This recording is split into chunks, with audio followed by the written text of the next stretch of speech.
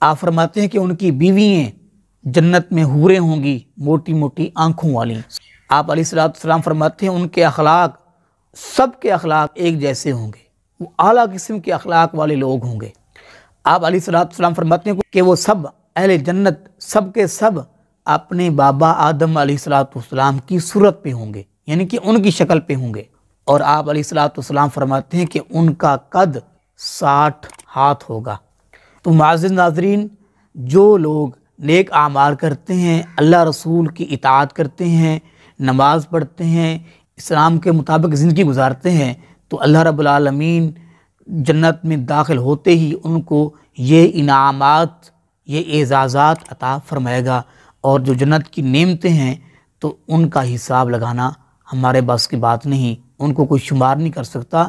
یہ دنیا عارضی ہے، اس کے بارے میں اللہ رب الرحمن فرماتے ہیں وَإِن تَعُدُّوا نِعْمَةَ اللَّهِ لَا تُحْصُوهَا، اگر تم میری اس دنیاوی نعمتوں کو شمار کرنا چاہو تو تم شمار نہیں کر سکتے۔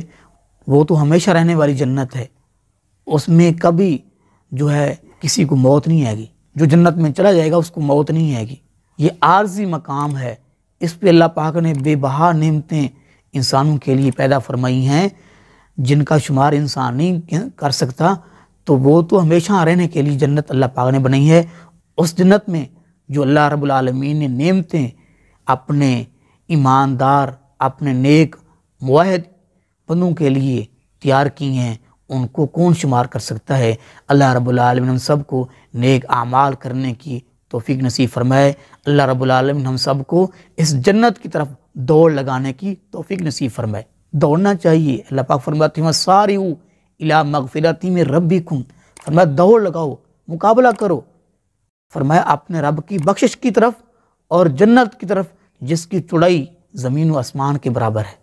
اللہ رب العالمین سب کو نیک اعمال کرنے کی توفیق نصیب فرمائے۔ اللہ رب العالمین ہم سب کے گناہ معاف فرمائے۔